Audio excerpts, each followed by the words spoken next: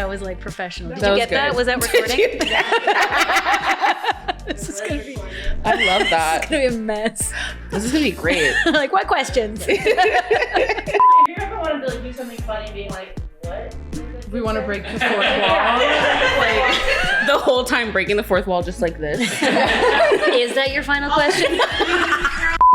Hey everyone, my name is Haley Robinson and I am your host today for today's lovely conversation. And I am here with some amazing people. Why don't you introduce yourselves? Sure. Hey, I'm KJ. My pronouns are they, them, and I'm an artist here in Ottawa. I'm Naledi. I'm a musician based in Ottawa. My pronouns are they, she, and yeah. I'm Patience, and I'm a burlesque performer, producer, and instructor here in Ottawa, and my pronouns are they, them.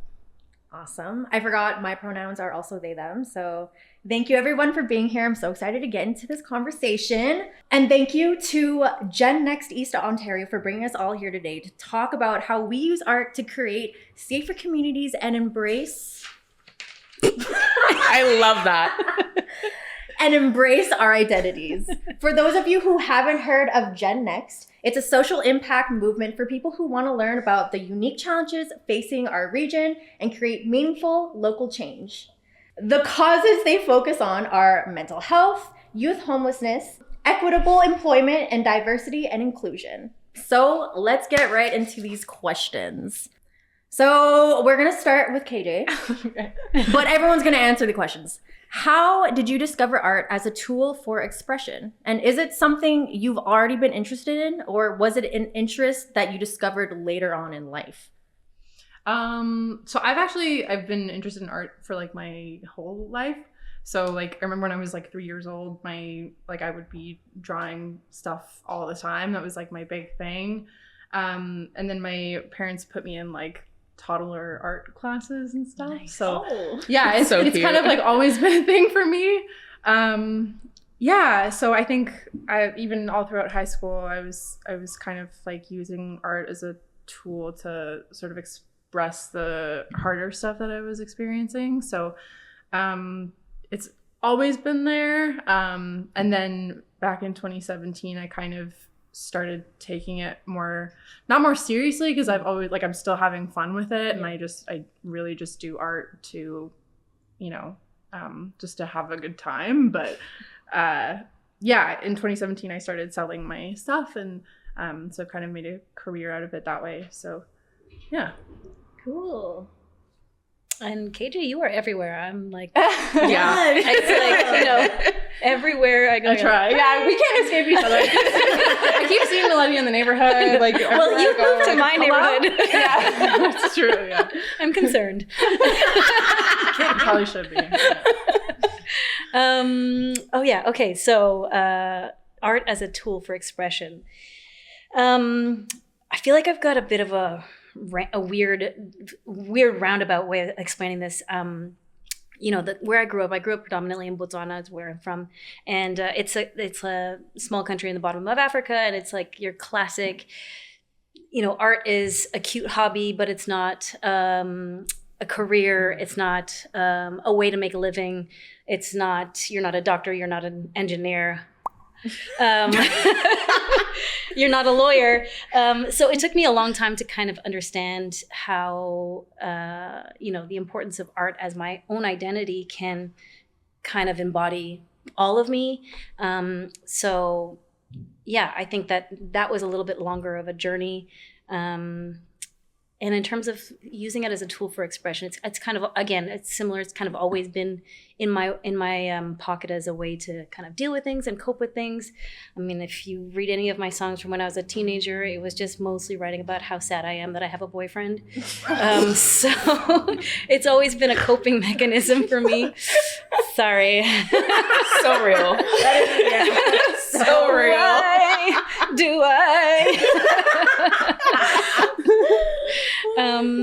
But yeah, I really am grateful and also proud that I've gotten to a place where music is my career, and it is still also a way for me to cope and express myself. And I also am very proud to try and be my authentic self outwardly and on stage as openly as possible.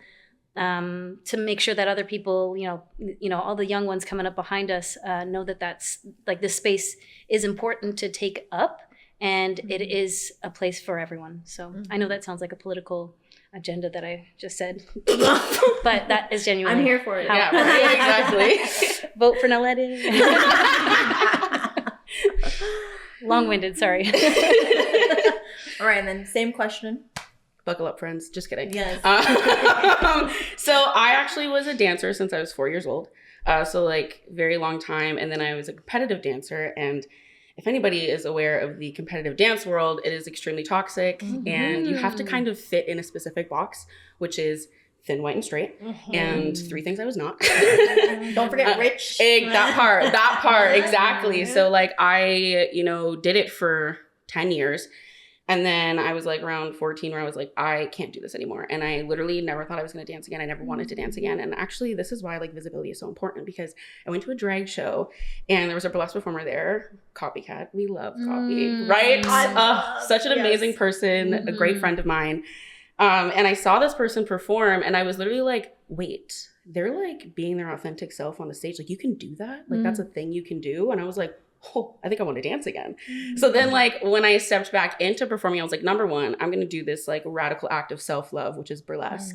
But also I was like, I can do this in a way of like self-expression, but also like to amplify and advocate for like voices and people who feel like they aren't being heard, or people who like look like me who are like, I can't be seen. I'm not supposed to be seen. So when I it's like always been a part of like my life, but not in the same way that it is now. And I feel like now it's a lot more important. Like I'm a lot more proud of what I've done now rather than that entire period of just like trying to fit in this very small, narrow box. So yeah. Oh my gosh, I love these answers. I feel the exact same way. Like art is always there, but it's how you use it when you're older and you like understand it more and like how you want to be able to express your version of art. So that's I love those. And I love Copycat. Right? Amazing performer. Copy, if you're watching this, we love you. All right, okay. Well then on to the next question that's kind of relates to it, but who or what inspires you and how do you stay inspired? Have any of these inspirations influenced your creative style? For me personally, I want to say when I first saw my very first drag king, it was BJ Stroker and Bend Over, and that like inspired me to try and pursue drag. I'm not there yet. We're close, but that was definitely my inspiration, and to this day they inspire me. So let's start with you, KJ. I'd say like kind of similar. I think just seeing people that are like you taking up space and doing the things that you kind of have always wanted to do but never really felt like you could. I think that's a huge one. And like not even for me, like I'm a visual artist, but not even necessarily in that way. Like seeing you do what you do, like all of you guys like doing what you do, I think is inspiration to me. Especially in Ottawa. Like I love Ottawa. I think like Ottawa gets a really bad rap, but like I think we have so many like amazing queer and trans creatives in this city. Ottawa's popping for sure. Yeah. Secretly popping. Yeah, it's a secret. Why are we keeping the secret? I don't know. Why are we keeping this a secret? Yeah, Ottawa is, So we always see each other. Exactly. We know the secret. Yeah. So I think like that's really important to me. Because it's like it's hard to say what you want to say without, I don't know, when you're like the only one doing it, it's challenging. But so I think that, and then I think a lot of my art just really comes from things that are happening in my life. So, I mean, a lot of my art is like very explicitly queer, like it's all queer, but I mean, some of it is very much about like expressing identity and taking up space and things like that. But then a lot of it's just like when I'm angry, I'll make art about it. If I'm frustrated, I'll make art about it. So I like try to talk a lot about like injustices in my art, like homophobia, like transphobia, all this kind of stuff. Like I put a lot of that into my work. But then also when I'm like happy, like I like drawing silly stuff too. That's just like not serious. So I think there's like a healthy mix of both. Yeah. So yeah. I don't know if that's a good answer, but that's No, Great answer. Great answer. Great answer. Excellent answer. We were all like, Anyways, thanks for coming. Okay. Who or what inspires me? So going back to starting with music and whatnots, I'm self-taught, which is really fun, a little bit longer to get myself understanding of what I wanted to do and how I wanted to express myself musically. But so I used to obsess over singers that I love, Lauryn Hill, Whitney Houston. And so that was, my origins of inspiration in terms of how I wanted to cultivate myself as an artist. And when I first started performing, especially on stage, I didn't really realize this, but small tangent. In Botswana, it was illegal to be gay until 2019 when they decriminalized homosexuality. So I grew up in that kind of mindset where there wasn't just, it wasn't just not talked about. There was just no representation whatsoever. And there was a genuine fear. I had 2 friends go to jail for a night in the same cell by themselves. So maybe it was, no, I'm just kidding. But the fear was genuinely there. And so I realized I carried that for a long time. I still carry it a little bit. And I realized when I started performing on stage that I wasn't talking about that side of me. I'd be on stage and just be completely silent about, my personal life, who I was dating, if I was dating, where I was in my personal life at all. And it took me a long time to realize that I was doing that. And then, artists like Janelle Monáe and Tegan and Sarah, kind of when I first came to Canada, Tegan and Sarah were so hot. And they still are so hot. And that was just such an eye-opening experience for me to be like, oh my God, they're being gay on stage in front of everybody. So yeah, it was a bit of a slower, longer journey, I feel like, for me to feel perfectly comfortable. And I'm still working on myself. We're all still working on ourselves. It's all a growing process until the day that we kick it. I really kind of think about the journey of me obsessing over just the music side of it and not realizing how important it is to also incorporate the whole picture of the person and be that outwardly as much as possible. I think that answers the question. Yeah. I feel like I blacked out a little bit. I was I'm inspired. in 1974. Sorry. Yeah, for me, there's a long list of performers who inspire me for sure. We would be here for hours. And luckily I got to learn alongside a lot of them, and I've built great relationships with all of them. They're all very good friends of mine. But as for staying inspired, sometimes it gets really difficult. And whenever I feel I need, I'm just losing that inspiration, I try to submerge myself into the community as much as possible. I'm all right, so this month I'm going to go to every show. I mean, I already kind of do every show, but I'm going to go and just be around my community. And I'm wow, I look at everybody performing and I'm I know why you do it. I know why you do it. I know why you do it. Why do I do it? Oh yeah, because of, the expression, because of, creating that safer space, because of visibility. Something I say all the time, if you've been around me longer than 30 minutes, I'll probably say this sentence, but it's visibility is my protest. And every time I say that sentence, I'm oh yeah, because it's also this person's protest. And this is how this person expresses themselves. So just being around my people is how I stay inspired. But yeah, there's just so many inspirational people, even and it doesn't even have to be performers really. I think just being around queer people, I'm just wow, I'm inspired. Yeah. Just being around your events. anytime in a queer space, I'm this Yeah. person could I be just arrived. right? This person could be a doctor, and I'm you just inspired me. You single-handedly cured my lack of inspiration. Thank you. I love that. You're it doesn't matter. You may be a doctor, but it's okay. It's You okay. still inspire. Exactly. I'm anytime I'm around just queer people, I'm the inspiration. So that's honestly it. Is just being around the community. I'm yep, this is why I do it. Yeah, that's so I true. I was at the Queer Farm Day a couple of weeks ago. That little What? yeah. And it was just gay people at the farm, and I was Oh my gosh, that's Gay people at the farm. and we were That's just it. being gay at the farm. It was just great. That's all you need. Yeah. You just need a place to be gay with Exactly. other gay people. Exactly. And if it's not a farm, I don't want to. I don't want to be a part of it. There's I'm no not farm. interested in this. Where's my carrot? You are literally everything you're wrapping up leads to the next question. Because the next question we're going to get into No pressure. is, as queer people, finding community is so important. So what role do you think collaboration plays in your work, specifically in connecting with other artists or activists in the 2S LGBTQ plus community? Yeah, I mean, we all just at you first. Yeah. Like, you do it. I think it's like it's kind of everything, right? Like I don't know, because Ottawa is such a small, like tight knit community, especially like if you're queer. I feel like a lot of us. We know. It's like, you know, everybody. Yeah. There's like 1 degree of separation between you and like every other gay person in this town. Yeah. Unfortunately. But I think like, what was the question again?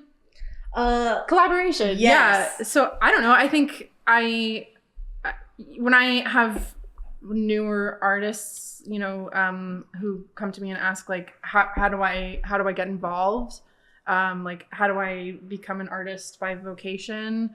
Honestly, my answer is usually like, just like you said, like go to the events, like go to the markets, go to the like queer, you know, pub nights, like make friends in the community. Cause I think like that it really is like where I get all my inspiration from, is just like the people around me and like seeing people be authentically themselves.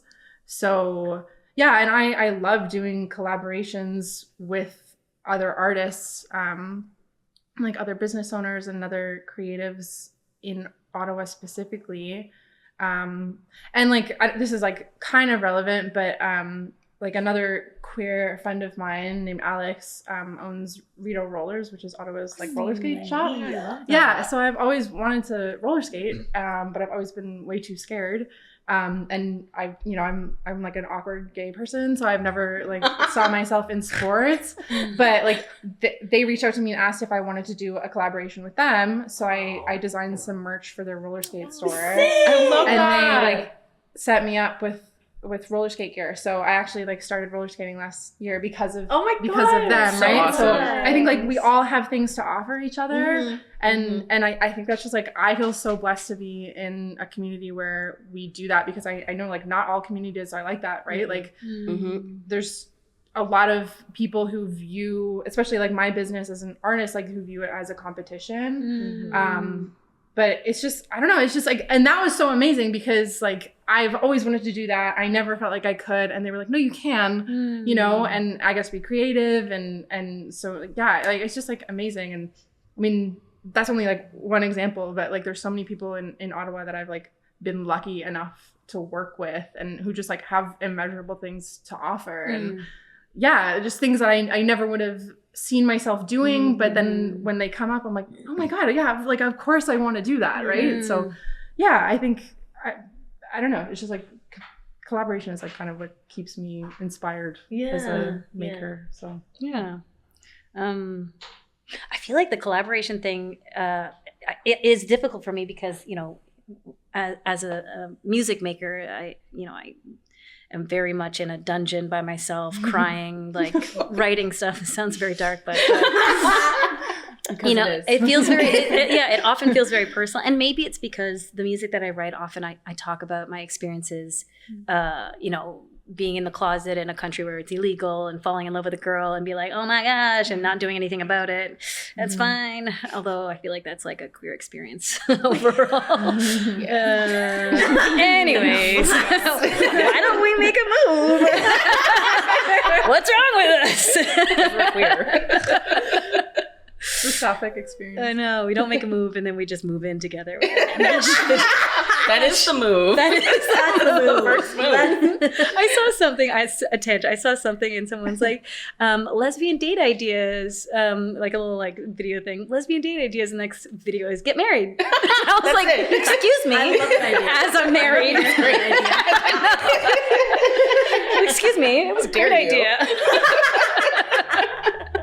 But in terms of collaboration, I think that I want to be more open to collaboration like that because I love sharing knowledge. So like I am a sound engineer. I do live stuff. I produce. I engineer other people's music. And I feel like that's a really cool way to collaborate, because I get to decide the projects, because the engineering side is not my primary. I get to choose what projects I want to work on. And I always want to work on like queer focused and, marginalized voices focused projects. So I think that's a really special way that I feel like I get to collaborate and knowledge share.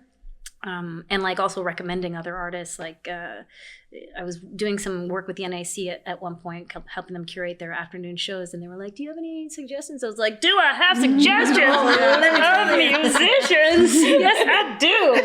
And so it was great. I got to elevate other queer artists in that space that maybe they wouldn't have a chance to have known about or thought to think of and see. So another long-winded one. Just for you guys. I love it. We're here for it. Yeah, I think it goes back to just like building a sense of like community. Like whenever I collaborate with people on projects, I'm always like, how can we make this as inclusive, intersectional as possible and like draw everybody in? Like that's like my main thing is like, it should not just feel centered around one specific group within the queer community. It should be everybody. Like I want somebody to look at this and be like, wow, I can be here and I feel like safer here. See myself. Exactly. I can see myself doing that. And so whenever I'm collaborating or anything like that, I'm like, the main focus or the main thing in the back of my head is like inclusivity, but just like building that community and strengthening that community. Like there's always areas within the queer community for like growth and definitely issues we have within our community, but it's like whenever I collaborate with somebody, I'm like, how can we slowly chip away at this while like including everybody, and like that way no one feels personally attacked in any way, because that happens a lot. And like just being able to feel like it's safe and centering all of us as a whole. So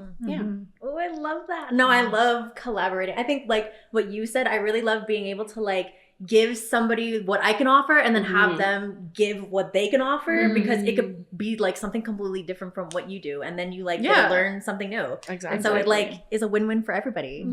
Okay, amazing. On to the next question. So I know some of you guys have already discussed some themes, but like let's get like real into it. So are there any themes or messages in your work that reflect your experience as a queer artist? Yes. Next question. That's the answer. Yes. Definitely everything.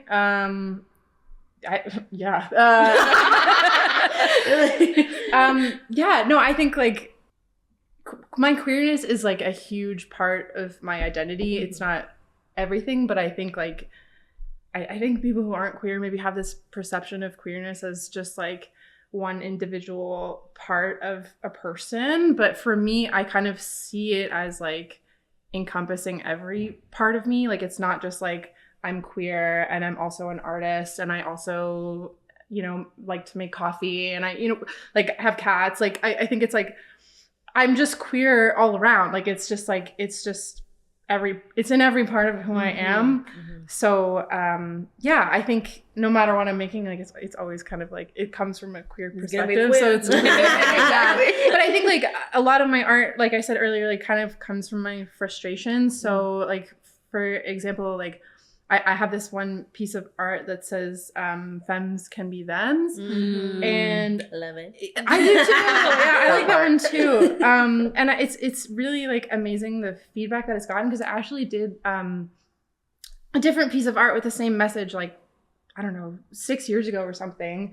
And it just popped off. Like it was like it got more traction than anything else I made. And I was like, I don't get this. Like I don't even like this. It was a silly drawing I made. Like I don't know why people like it so much. So I redid it to like, make it something that I liked looking at more. And the response to it is so affirming for me, because the reason I made it is because like I, as a non-binary person, and I know like all of you probably get this, like people see me as a woman, and I know that it's going to happen for the rest of my life. But it's frustrating because I often feel like no matter where I go, it's always just because of like the world that we live in now, like people make assumptions. It happens. That's the way that we're socialized. So I think I have a lot of frustration about that because I just, even at Pride, like I was at Toronto Pride and I was just misgendered by everyone all weekend. And I had my pronouns on my chest and like, it's, you know, I'm running the booth and people still assumed that I was straight. Like people asked me if I was part of the community and with the like, pronouns on your chest. How do I get gayer than I am right now? You know? Literally. So I just like, it's frustrating when I just like, I feel like no matter where I go or what I do, like because of the way that I look, people just aren't going to see me for who I am as a non-binary person. That's just the reality. So I made that out of that frustration. And so seeing like femme non-binary people come into my booth and be like, oh, that's me. Like I see myself here. Like that just feels so good. So yeah, I think like ultimately I make art for myself, but like having other queer people see themselves in it is really like, it's everything to me. So, and it just, it makes me feel less alone too, because often I just feel like, you know, I don't like, I know what my gender is. No one else, it feels like no one else does, but it's not true. And there's like lots of people who feel the same way. And so like by putting on my art, like having that kind of response and being able to connect with people in that way is like, is so important. So yeah. Relatable. Got real a little bit. No, it's good. It's good. I forgot that we were answering questions. You're just Yeah. What was the question? The question was, are there themes? Nope. How we often hear artists use personal experiences to guide their craft for their art. So are there any themes or messages in your work that reflect your experience as a queer artist? Right. Yes. I got kind of off topic. No. There's no such thing as off topic. Yeah, I mean, I wholeheartedly agree with what you just said. Like every ounce of it, and I feel that's like so deeply relatable on so many levels. In terms of, you know, everything I write is gay, so I feel like. I feel like I think about like the empowering moment when I used she in a love song and how dangerous that felt and how scary that felt. And, you know, performing a song talking about a girl that I liked and expecting this, I don't know, expecting something so detrimental, I guess, because of how I grew up, but kind of getting that same, oh gosh, I'm getting emotional. Me too.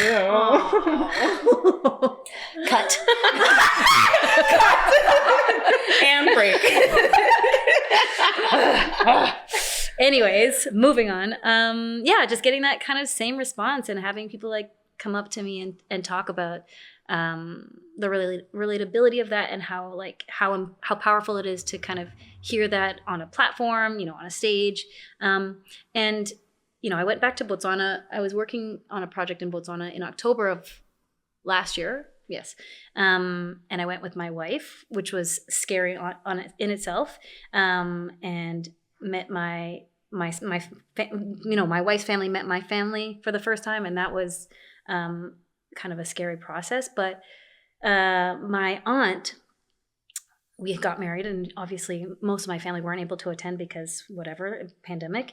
And my aunt wore the traditional outfits that somebody would wear at a wedding when we got there. Aww. And so it was, and she is not necessarily the most open person, but like for her to kind of make that step and like see the progress and see what kind of, how I've grown and what kind of person I am and how I'm presenting myself, and having other people. You know, I went to the first Pride in Botswana when we were there.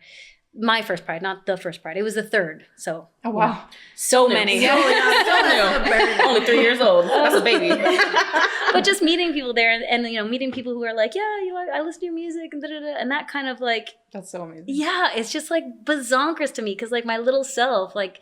My 15-year-old self dancing beside some girl that I liked in a club. Don't worry about it. We didn't have IDs then. In Botswana, to like attending a Pride with my friggin' wife. Mm-hmm. It was just like, I don't even know if I'm answering the question anymore. Yeah. Yes, yeah, I am. Great. Yeah, you are. Great. Yeah, I think that's it. Like just like, yeah, the impact that trying to be open and like just expose yourself can have. Mhm. Yeah, I'm gonna stop. I got really emotional. Yeah, me too. I was like- didn't. I had to like look back at the paper. I was like, wait, what are we talking about? Right. Okay. I remember. Yeah. So themes or messages that like, again, for me, because I was always put in like a very narrow box. So when I came back, I was like, I'm going to be unapologetically me. So like as a performer, if you've seen me perform, you know, it's going to be like, it's very loud. It's very high energy, slightly chaotic. And I'm like, this is like me, because it's always like, as you know, a Black person, as an Indigenous person, as a plus size person, it was like, don't be loud, be very quiet, don't draw attention to yourself. And so inevitably I stepped into the most attention drawing thing ever. And I was like, yeah, cool, awesome, this is great. But like the way I use it is like, I will always have very loud and eccentric performances, because I'm like, I want people to realize that no matter what you look like, you should be able to be as loud and as unapologetically you as possible.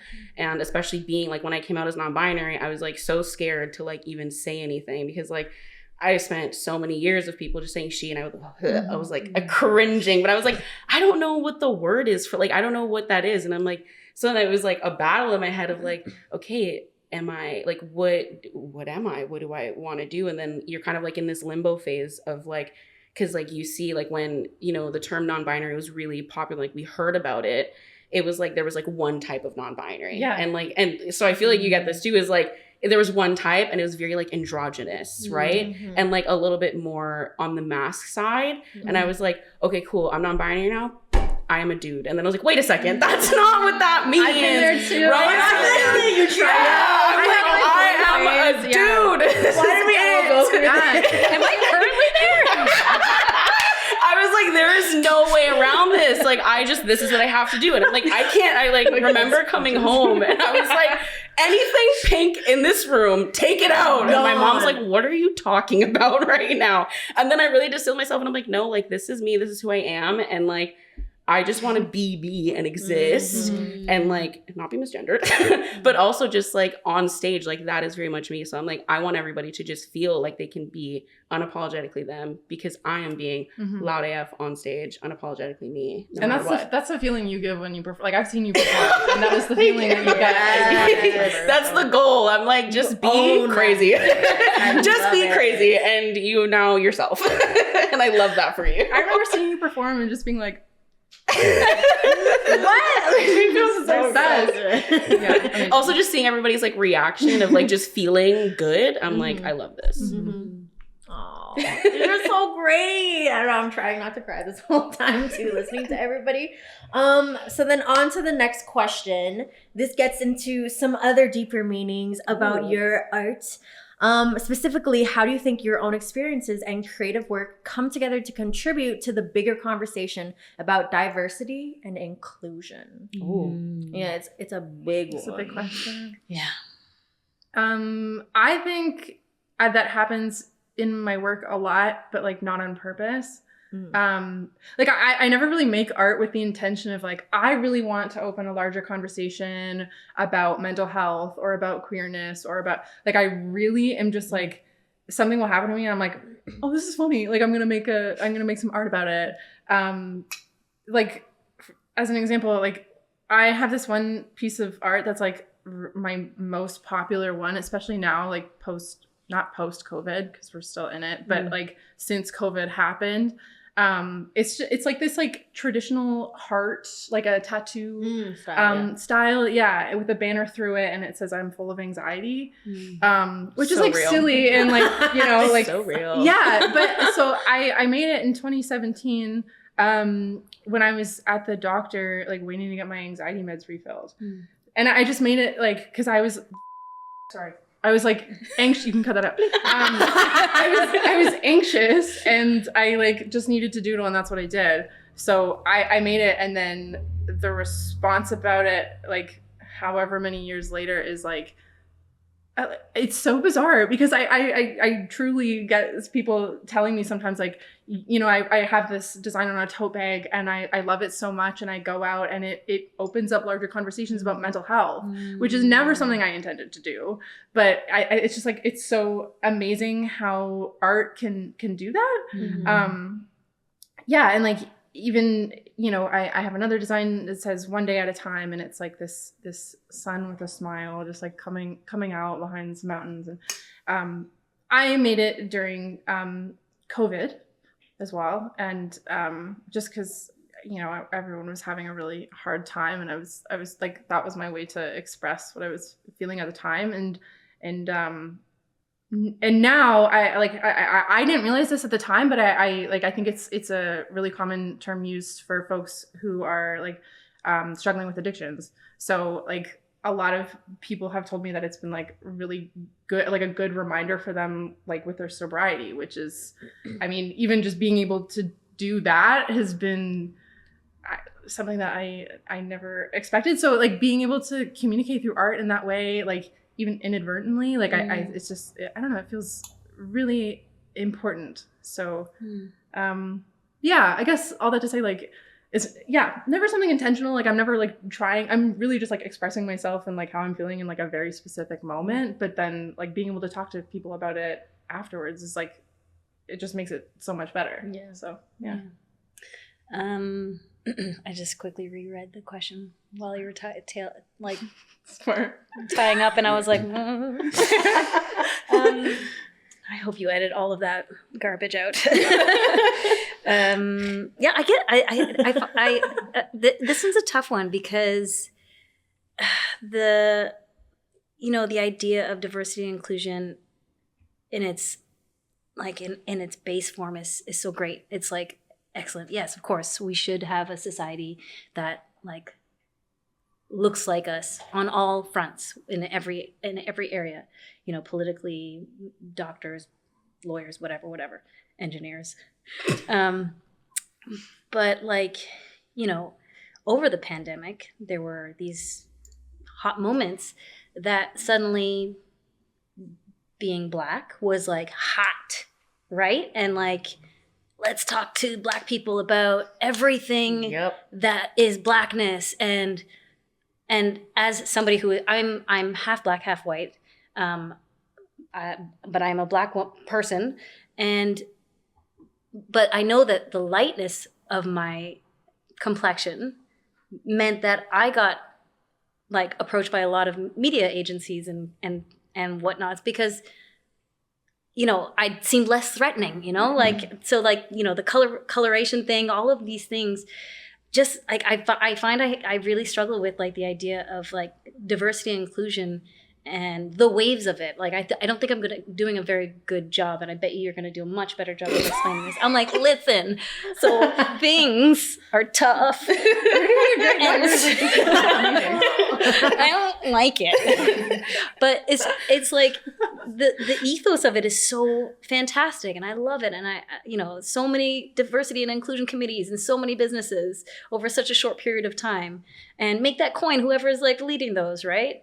But the execution of it, the how it plays out is just so messy and so like crap. And like I'm like in the process of understanding my own gender, and like with the Olympics and all the crap that went down with the Olympics, like suddenly being bombarded with questions that I'm not ready to talk about or ready to answer, but I have to have an eloquent, perfect answer for these things. And I feel like that's the big struggle that I have with like diversity and inclusion. And like on one side, all I want to do is like be a representative on a stage and like be that, like, not to say that I'm a role model, but be that role model that I didn't have. But then it's also wrapped up in like, the minute you step on stage, you're making a political statement. The minute you step on stage as a queer person, as a person of color, as anything that is quote unquote outside of the society's expectations of normal, you are making a political statement before you even open your mouth. So it's like, I find it gets really, really tough to kind of like wrap my head around all of that. Please. Save me. Please. Help me. Blink twice. Over to you.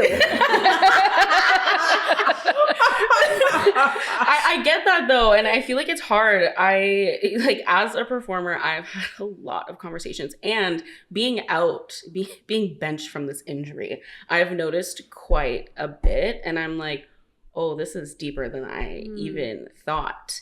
So like naturally, whenever I do anything, I always want to make it as like inclusive and as diverse as possible. Hello, obviously. But I noticed that, you know, me taking a step back, I kind of had like high hopes for the community in the sense of like more so like the performance world or the performance lens of it. I was kind of like, I got high hopes, you know, like I feel like, you know, me taking the step back, like I can be like proud of like what's kind of going on.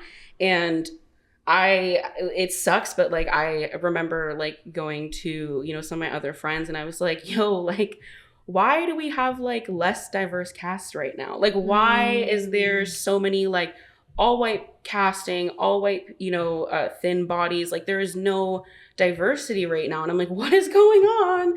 And so it gets exhausting. It like feels like it's so tight because it's like, it always falls on the backs of like us, you know, especially like POC. Like it's like, okay, so like, cool, you know, you want this change. It's like, well, you're gonna have to do it yourself. And like my dad was in the entertainment business for like 20 plus years here in Ottawa. And I remember him looking at me and he's like, you're going to step into this. He's like, I'm going to just let you know right now.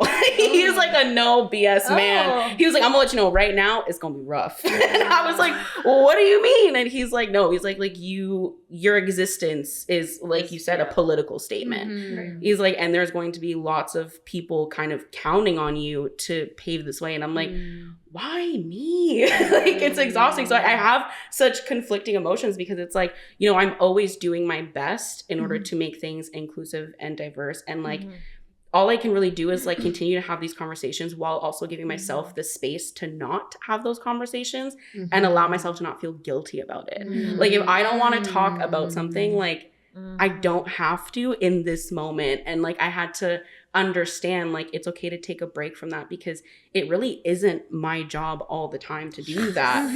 It is not my job to do this learning. It is not my job to do this educating. And like although I still do it at times, I definitely have taken moments where I'm like, you know what, I'm actually not gonna have this conversation with you. I'm gonna just find a different avenue as to how I can make it, again, more community-based and like include everybody rather than sitting here giving you a one-on-one lesson on like Black history. Like I don't have the time for it. You know what I mean? So yeah, I get it. It's like, it's those conflicting emotions and those conflicting feelings. But as long as I just like keep kind of, again, having those conversations on my time and also just, you know, when I perform, like using my art as a way to kind of like pave the way and open the space, then I feel like I'm doing, you know, the best job I can in this very complex society.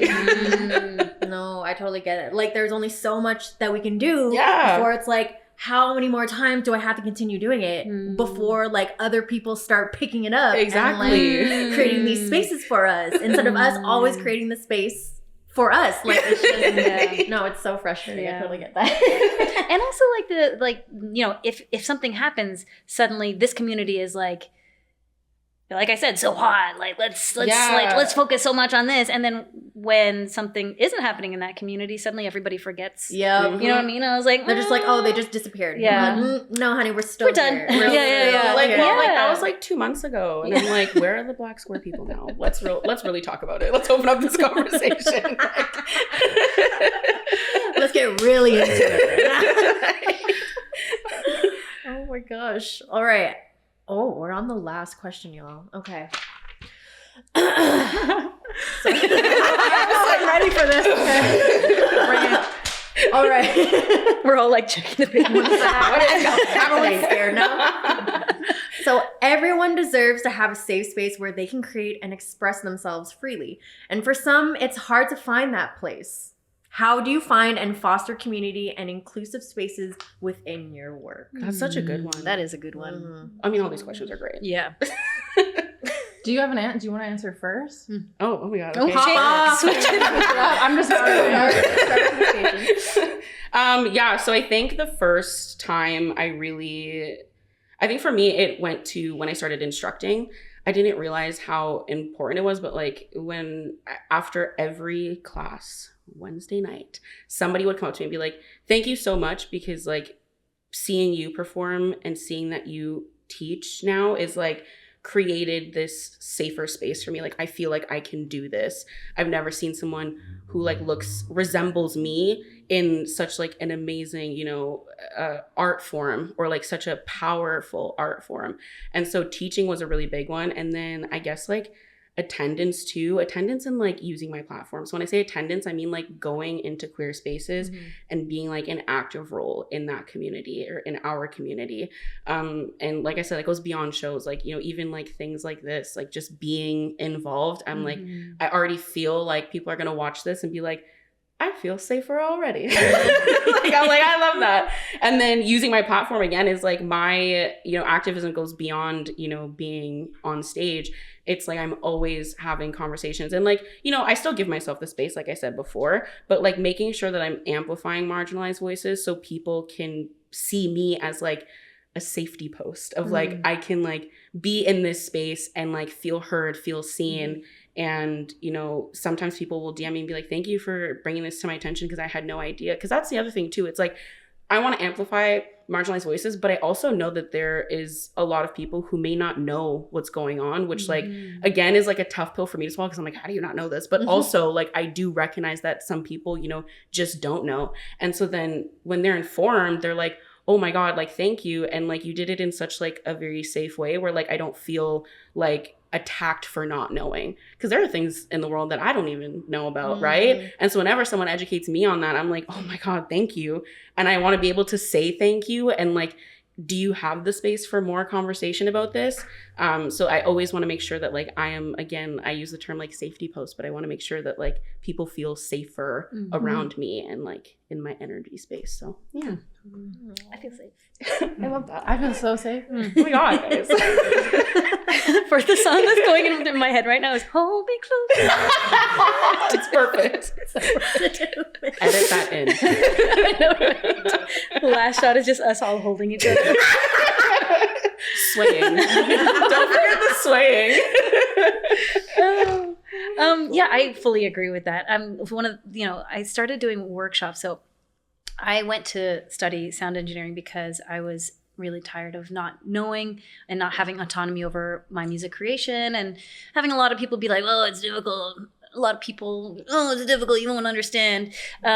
So I, wanted to take control of that. And I started doing workshops with organizations like Girls Plus Rock Ottawa.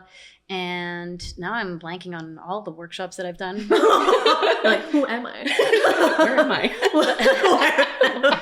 How did I get but I'm working on one actually coming up, Warp. Anyways, I started doing these workshops for folks who, marginalized folks who are queer, folks who are non-male identifying, because those are the people who are not represented in the sound engineering world.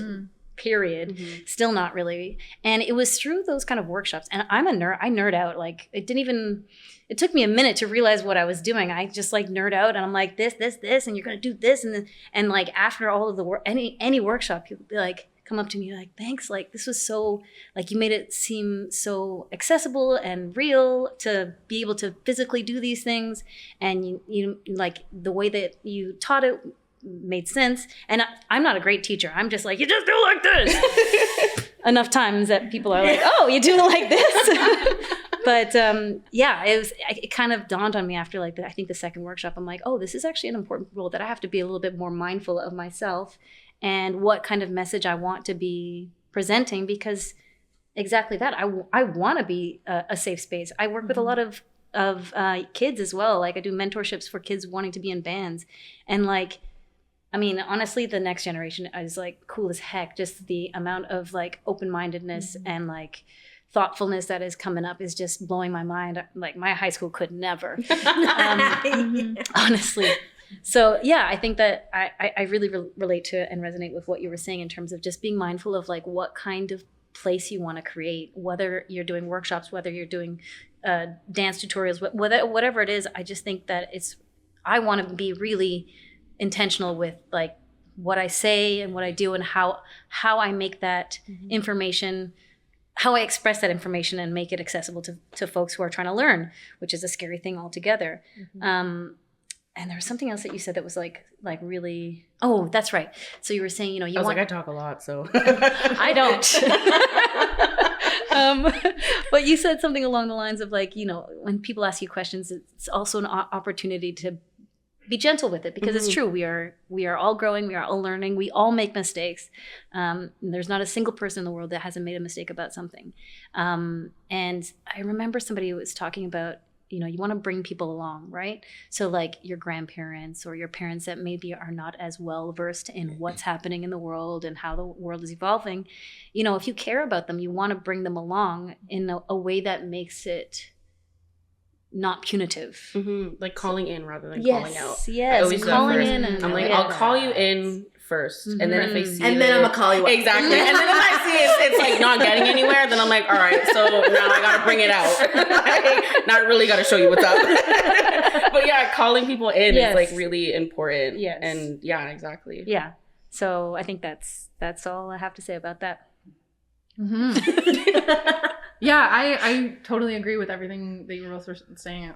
I feel like I was like, oh yeah, I really need to touch on that, but I can't really remember right now. But I think like one thing that feels really, really important to me as like, I don't know, it's like I feel so awkward talking about this, but I'm sure you get it. Like being someone in this city that's like kind of small and like people know everybody. Like I feel like after building up my business for like 7 years now, like I've built a platform for myself, and it feels really amazing, but also very heavy sometimes, because I do feel like and nobody's asking me to do this, but I feel like as a queer person who I didn't see myself in media or like around me growing up, like I think it's really important for me to be that kind of, I don't want to say role model, but like if I can show like younger people that it's, you know, okay to be who you are and all these things, like I want to be able to do that. So yeah, I feel like that feels really important, just like creating the kind of spaces that you wanted when you were younger, and even now, like creating the kind of space that you want to go to. And so I think like you're all like really amazing for doing that. And I think like even just being here, I'm feeling like literally right now, I'm just kind of like, what am I doing here? Oh my gosh, no, I was just going to say, no, you're like basically calling yourself small time. I'm like, you're big time. Anywhere I go, you are there. People know. Yeah, it's a long time. It's heavy. It's heavy. It's like weird. Yeah, you step outside your door and you feel like you kind of gotta that does represent our community. Yeah, a little like bit. I celebrity. No, people, and especially like for me, like I'm very and I do this intentionally. Like I'm very I share a lot of personal stuff online. And sometimes I kind of ask myself, why do I do that? Because people I don't know will talk to me about like, how are your cats doing? Like, how's your spouse? You should know that. I forgot that I put that on. Yeah, You put that on your story, babe. The whole world saw it. Like, how do you know where I live? And they're like, you put the ad in. Yeah, no, I think about that all the time. Like even literally like yesterday, I'm gonna talk about this. Anyway, I'm here for it. Like I just started taking medication for ADHD, which is a very big new thing for me. And I'm feeling very vulnerable about it. But I literally put it online. That I was like, hey, first day on Vivance, let's go. I got an influx of messages because people want to talk about it, and I opened the conversation, right? Like that's what I did, and I do that intentionally because I want to start these conversations. Like I want to talk about the things that people aren't talking about. Like I want people to feel like they can talk about these things. So And be vulnerable around you, right? Totally. Like that's the kind of environment I want to create for people. And so like I feel very blessed that I am able to do that and that people actually like care. Like so sometimes I post things and I'm like, who cares, right? But there's actually a lot of people. People do, and I think it's when I was younger, I think I would have really benefited from seeing like queer people just being happy. Like I think I think about that a lot. Like I think people want us to be sad. Like I think they do. Like That you, yeah. Or have like some tragic. Yeah, backstory. everybody Yeah. wants to ride on They our trauma. always want Yes. that. Yeah. And I'm like, can I not just like be good? Yeah, sometimes Right. people don't have No. a tragic queer origin story. Right. Sometimes Sometimes people we're are just vibing. yeah, sometimes like they just And they're like like, came that's out and not life is enough great. though. Like, And you know what? And like, I feel like to some extent, like all of us have like certain levels of trauma related to being queer. Oh, yes. We all have it. Like we've all been there. Like coming out is not easy, and like having to come out every day is not easy. But ultimately, like I am a really happy queer person. Like I love being queer. Yeah. I love being trans, and like I want to talk about that more. And I just want us to be able to just be happy. So I think like that feels really important for me. Is just like to be a visibly happy, you know, flawed queer person. So I don't know. I guess that's like kind of how I try to like create sort of community and inclusive spaces. Bringing it back. I think that's so real. Just because like I think you guys were saying earlier too, like it's hard not to feel like as a marginalized person, that you're like put on a pedestal by people. And of course, like I'm a white person, so I can't relate in the same way. But like, of course, like during COVID, when Black Lives Matter was a huge movement, like people were putting so much pressure on like Black women specifically to like talk about what They it's were like like, to be teach a Black us. person. Teach us. Yeah, Teach and that's us. like and I'm like, everything. no, I'm and it's not your tired. responsibility. And like, you know, you shouldn't have to. And Yeah. like marginalized people should just be able to exist and just like have a good time. You know, like this is going to sound very, very self-serving, but I really love making music videos as well. I just like find that so fun. And I try to always make music videos that represent queer Black love and queer Black joy. And it's like, I don't know, I find it really exciting. And it just, you know, you said you were talking about like, you know, everybody wants to like open up the trauma and just like spill that on the table. And I'm like, there is so much joy in being a queer person, and that should really be celebrated, which is why we have Pride. And thank you. Well, and like, why do we have to talk about our like? Exactly. You know, can I ask you about your trauma. worst experience? Yeah. Like, why don't just like watch me be happy and like be in love and like be happy about it? Like, why does it always have to be about the trauma and what we went through to be this person? Like, and like being queer and like being in love and like loving your friends. It's just like Right? it's it just is like the most so beautiful. amazing. Yeah. Tell us how you really feel. I like felt that in my soul. I was like, hope oh you my did. God. Just a little rumble. No, I love what everybody said about, you know, not getting that growing up, because that's where I really love to create that representation, because I didn't have that growing up. And so I love discussing, you know, sexual health, mental health, because I had a lot of mental health issues. I was dealing with a lot of sexual health things that I didn't know about because nobody was teaching me and nobody was showing me the ropes, telling me, making me feel safe to ask these questions. And so it's so important to be able to make people feel safe now so that it can continue on to the next generations, and just like, you know, break the stigma. That's such like a used word, to break the stigma, but it's true. Like people are still like not talking about it, like feeling weird about it, or like keeping a secret. And it's like, no. Let's just have conversations. Let's just like talk and like. And people want to talk about it. Like whenever I put anything personal online, like people are like right there. They're like, oh my God, me too. Yeah, you know, someone like, else is having that same experience, and they're probably like, I don't want to talk about this because like, I'm not allowed to talk about this, but like I have so many questions about it. And then you know, someone's on there like, all right, we're gonna talk about sex today, and they're like, oh my God, thank you. And, like, I have so many questions. Literally, it's again like creating that community and that safer space where people can just like talk, you know, and like you're doing that by being vulnerable, and like people feel comfortable being vulnerable around you, which is really important, because vulnerability is something that we don't talk about a lot ever, really. It's like not okay to be vulnerable. When I was a kid, it was like not okay to be vulnerable. No, if you're vulnerable, you were weak. Yeah, and like in my household, it wasn't like that. Like I could be vulnerable in my household. Then like leaving into like the real world and in school, and like something upset me, I cried.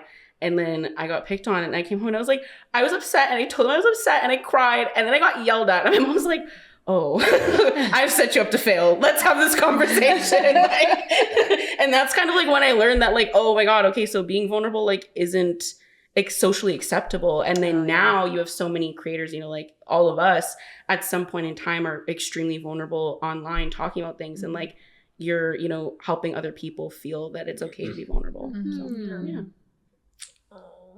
Anything anybody else wanted to add on, or wanted to give a little like toot at? I don't know. Toot at. I don't know why. Does anyone want to toot at something? No, I just want to. This is really lovely. Like, Yeah. I mean, I just, This is so no, cool. I'm like let's so go- happy to be here. I know. We're all cheesing. When they gave the cheesing list hard. of who was talking on this Yeah. panel, I was like, get the frick out. I know every one of these mofos. I was so excited. Oh. The only Well- problem is there was no tissue boxes here. I had to hold it in. Throwing. Blink I was gonna start fanning it, and I was like, nah, they got it. They're fine. I'm also not wearing makeup, so even if it happened, I could just Just shake it off. shake it off. What a great way. Oh my gosh. Okay. Thank you guys so much. This was such an amazing conversation. I hope you guys had fun because I had a lot of fun. Oh yeah. And I hope this will like get a lot of more conversations rolling. And I hope whoever's watching this, like you feel safe, you know, reach out to us, you know, get into the community. We're waiting. But yeah, GenNext believes that everyone has a role to play in building more welcoming, safe communities. And through discussions like this one, we can bring people together, amplify queer and trans voices, and share ways that you can be part of the change you want to see in the world. So if you're passionate about local issues and want to stay connected with GenNext, give them a follow and subscribe to their bi-monthly newsletter. You can also find me online at og.robinson10 or og.robinson. And then what are y'all's socials? I'm all over the place at Luck and Lavender Studio. Luck and Lavender Studio. You can find me at OK Naledi. I was waiting for you to spell it out. I don't know why. I feel like everybody spells it out. OKNALEDI. You can find me at Miss Patience Plush. I can't spell like that, so we're just gonna leave it at that. But I mean, it just sounded out. I was just sound it out. Sound it out. It's phonetic. Well, thank you so much, everybody, for watching. I hope y'all have a lovely day.